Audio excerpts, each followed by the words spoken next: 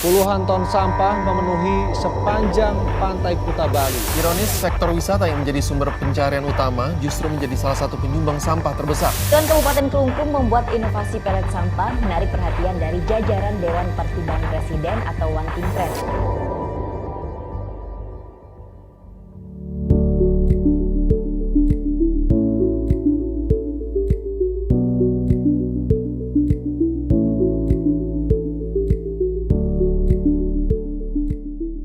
Om Swastiastu, Assalamualaikum warahmatullahi wabarakatuh. Salam sejahtera bagi kita semua, salam nama budaya, salam Gemah Santi, gerakan masyarakat santun dan inovatif. Saya Bupati Kelungkung ingin menyampaikan terkait dengan inovasi tempat olah sampah setempat yang sekarang sedang menjadi perhatian, tidak hanya di Kabupaten Kelungkung tetapi juga di Provinsi Bali bahkan sampai ke tingkat nasional.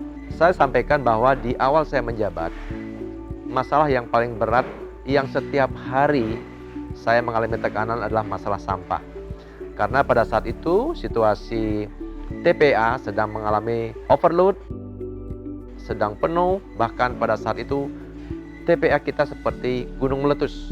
Setiap hari mengeluarkan asap, setiap hari mengeluarkan api, mengeluarkan bau, bahkan lalat di sekitar lingkungan selalu menyebar kemana-mana.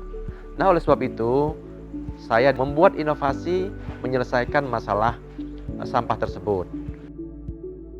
Nah, pada akhirnya pada saat saya membaca media sosial, saya membaca berita, ada satu perguruan tinggi yang namanya STT-PLN sedang mengembangkan listrik kerakyatan. Nah, pada saat itulah saya mencoba untuk menghubungi dan akhirnya kita bertemu untuk membuat penanganan sampah secara menyeluruh, tetapi skalanya masih skala desa atau skala kecil, yang disebut dengan listrik kerakyatan. Saya pun pada saat ke Jakarta, saya langsung datangin STT PLN. Saya melihat bagaimana pengolahan sampah berbasis sumber dengan konsep listrik kerakyatan tersebut. Nah, akhirnya saya menyambut baik dan saya langsung mengajak STT PLN untuk datang ke Kabupaten Kelungkung untuk memberikan edukasi, untuk mengembangkan konsep listrik kerakyatan yang berbahan bakar dari sampah tersebut. Yang bersambut, kita membuat percontohan TOS Center yang kita tempatkan di IPLT Desa Takmung. Pada saat itu kita berhasil melakukan uji coba, sehingga dari sampah yang kita kelola itu menghasilkan kompos, kemudian menghasilkan pelet untuk dijadikan bahan bakar gasifier.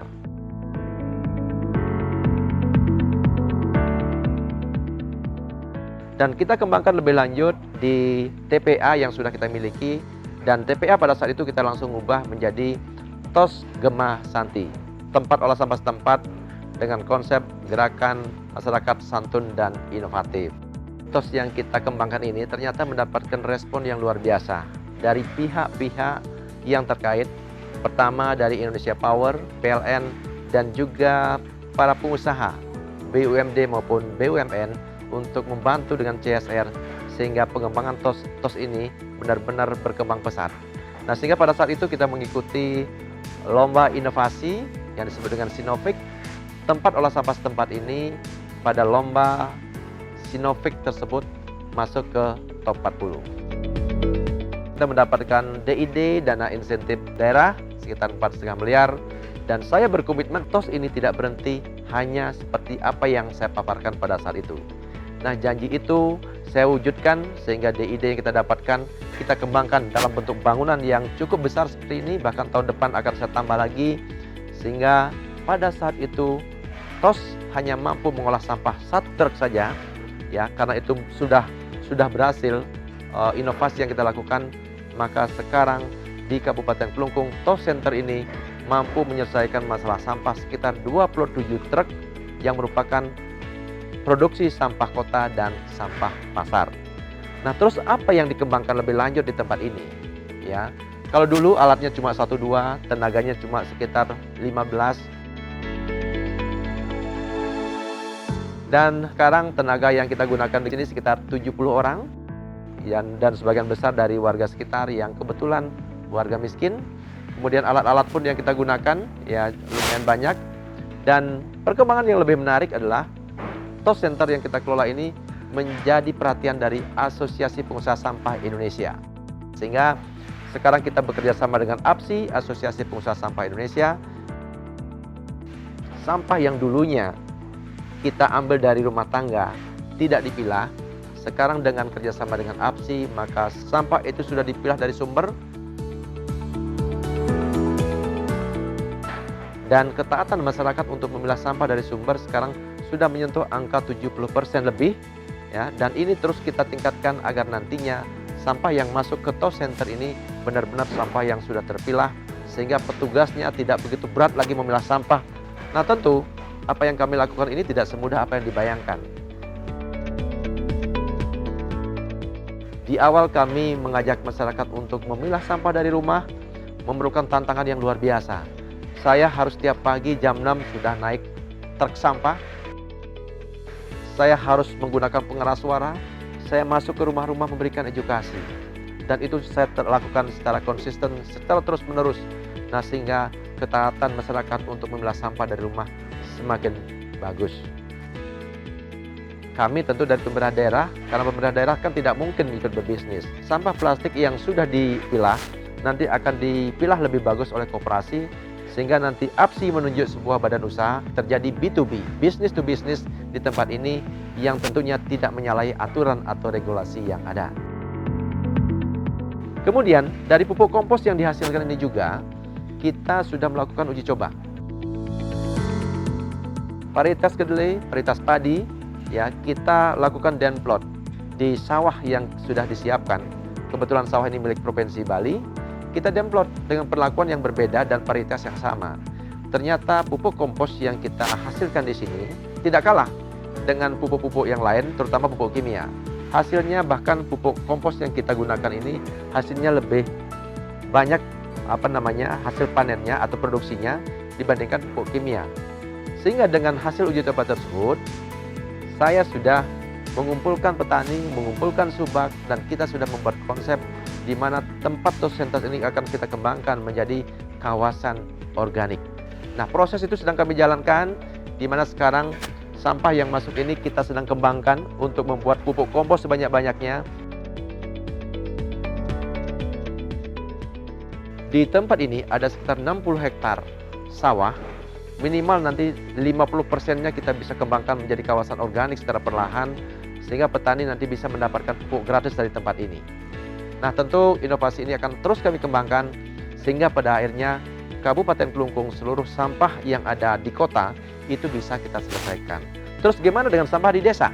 Pada periode kedua, saya sudah membuat satu program yang namanya 100% TOS Desa. Nah, jadi 100% TOS Desa ini saya mengarahkan bahwa sampah desa tidak boleh masuk ke tempat ini. Maka di desa harus membuat TOS mini, TOS kecil, yang nantinya bisa menyelesaikan permasalahan sampah dengan konsep yang sama, tetapi tidak membuat pelet menjadi listrik di desa. Yang pelet jadi listrik hanya di tempat ini karena kebetulan sudah ada gasifier. Nah, terus bagaimana masalah anggaran di desa? Saya sudah mengumpulkan kepala desa, saya sudah turun ke desa. Masalahnya klasik, saya nggak ada duit Pak, saya nggak ada uang. Terus gimana caranya?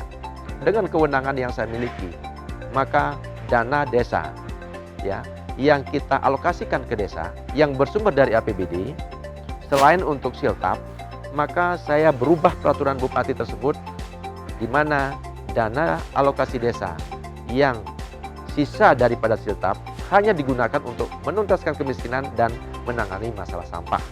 Nah, dari hasil tersebut ternyata hasilnya sangat positif.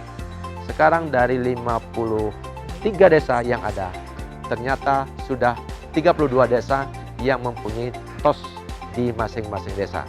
Tentu ini merupakan hal yang sangat menggembirakan. Cita-cita kami di Kabupaten Kelungkung untuk menuntaskan sampah sampai ke desa akan segera bisa kita wujudkan. Saya tambahkan juga bahwa di tempat ini output dari sampah adalah kompos.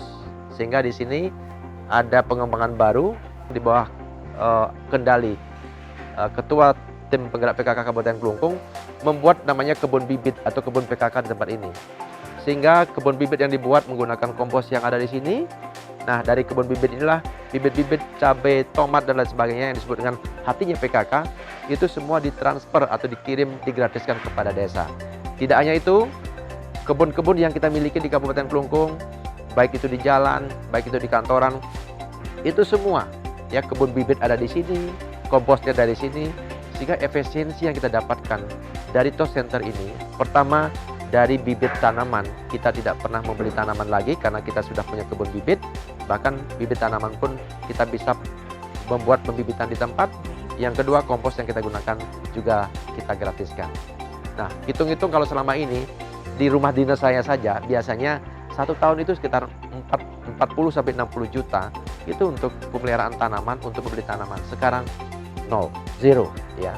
Nah, inilah salah satu bentuk inovasi yang kita lakukan. Tidak hanya bagaimana menuntaskan masalah sampah, tetapi endingnya juga adalah efisiensi. Ya, di samping nanti listrik yang kita hasilkan dari gasifier yang kita gunakan, kemudian sekarang juga sedang diuji coba gasifier yang besar untuk sentra pemindahan ikan tongkol yang ada di Kabupaten Kelungkung. Nah, tentu apa yang kami lakukan di sini, ya kerjasama para stakeholder, terutama para penghasil plastik di tempat ini, para BUMN maupun BUMD. Nah, oleh sebab itu, pada kesempatan yang berbahagia ini, saya tentu mengucapkan terima kasih atas dukungannya kepada 1. BPD Bali, BI, Indonesia Power, PLN, kemudian tentu APSI. Donatur ini juga diberikan oleh supplier-supplier yang menghasilkan sampah. Nah, sinergitas ini harus terus kita lakukan untuk kita menyelesaikan bersama-sama permasalahan sampah yang sedang kita hadapi.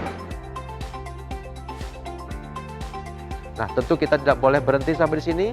Kita harus terus berinovasi, kita harus mengembangkan secara maksimal TOS ini, sehingga apa yang kita lakukan ini manfaatnya nanti akan dirasakan oleh masyarakat, dan ending adalah Kabupaten Kelungkung bebas dari sampah dan masyarakat semuanya akan sehat dan kuat. Sekian, terima kasih. Salam Gema Santi. Om Santi Santi Santi Om. Wassalamualaikum warahmatullahi wabarakatuh.